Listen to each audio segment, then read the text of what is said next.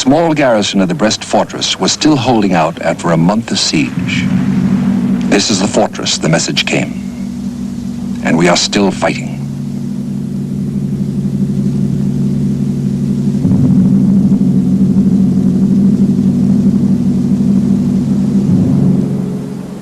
I'm standing at the battle-scarred walls of the fortress of Brest, on the western border of the USSR. At dawn on June 22nd, 1941, the Nazis began their savage drive eastward across the Russian frontier. Brest was the first target to be hit. It was a surprise attack, not unlike the one launched by the Japanese on Pearl Harbor. The Germans attacked the fortress with bombs and artillery. They blasted it with flamethrowers. The assaults were unrelenting, but the garrison would not surrender. For more than 4 weeks, 4,000 Russian soldiers defended the fortress against 17,500 Nazi troops as the bulk of the German forces continued their push eastward. The fortress was now an island, surrounded by a sea of Germans. Most of the Brest garrison perished in this uneven battle.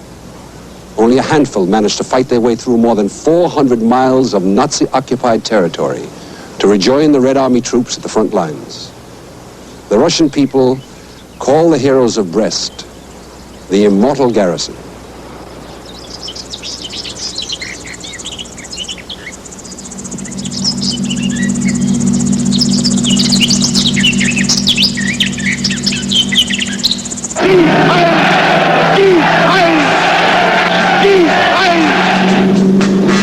Hitler himself announced the fall of the citadel. He took his ally Mussolini on a sightseeing tour of the German army's achievements on the Eastern Front. The highlight was Brest.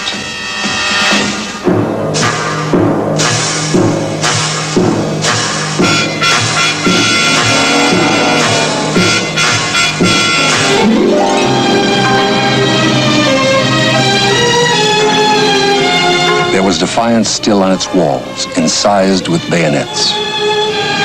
I am dying, but I will not surrender.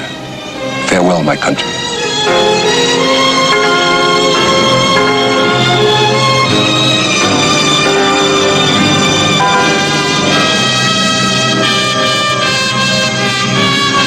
At the time, the West knew almost nothing of the scale of the sacrifice the Soviet Union was being forced to make, or the source of the Russian strength.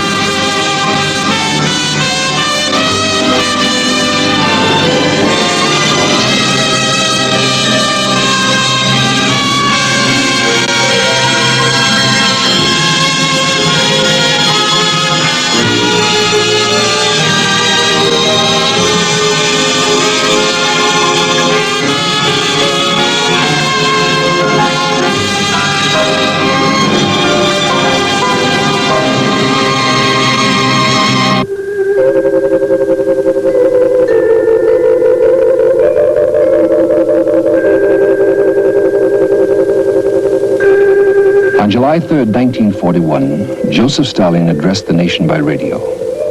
The German army was driving for Leningrad, Moscow, and Kiev.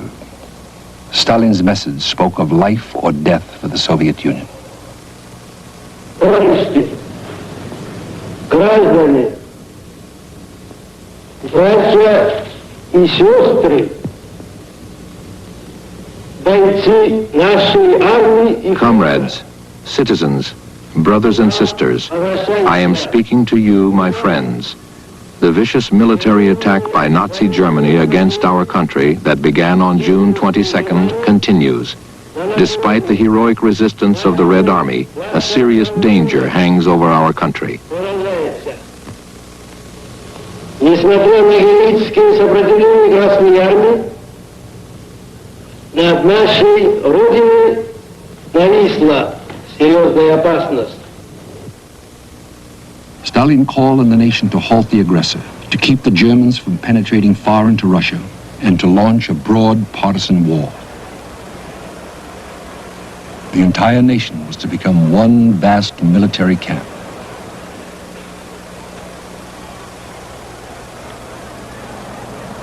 Stalin became head of the State Defense Committee. Soon he would be commander-in-chief.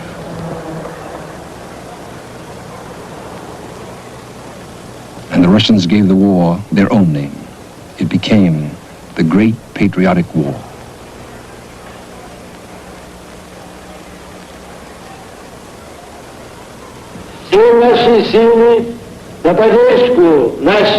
All our efforts to support our heroic Red Army, our glorious Red Navy, and all the efforts of the nation to smash the enemy. Onward to victory.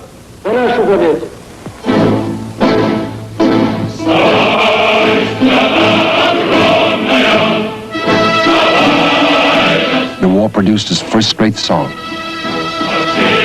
The Sacred War.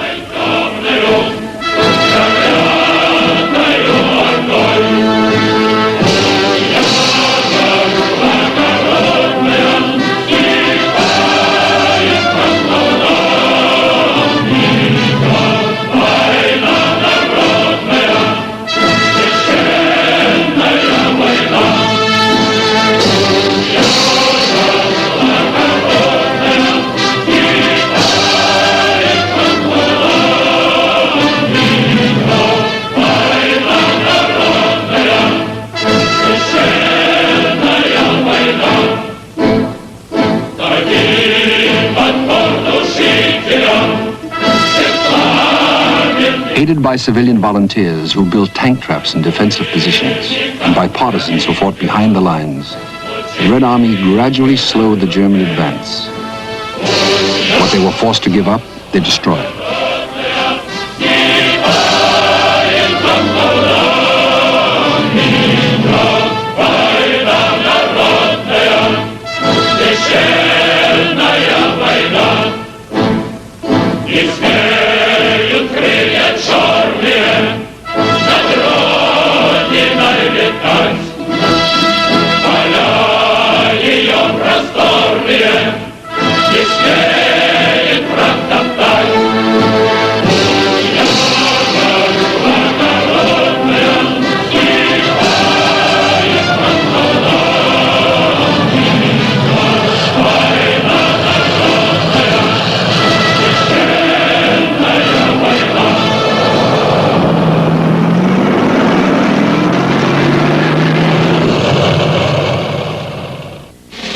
The unknown war will return in a moment.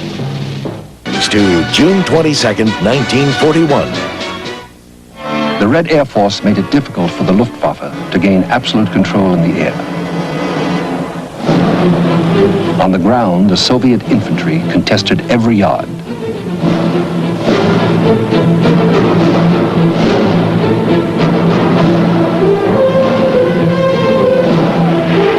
And the Russian artillery proved very formidable.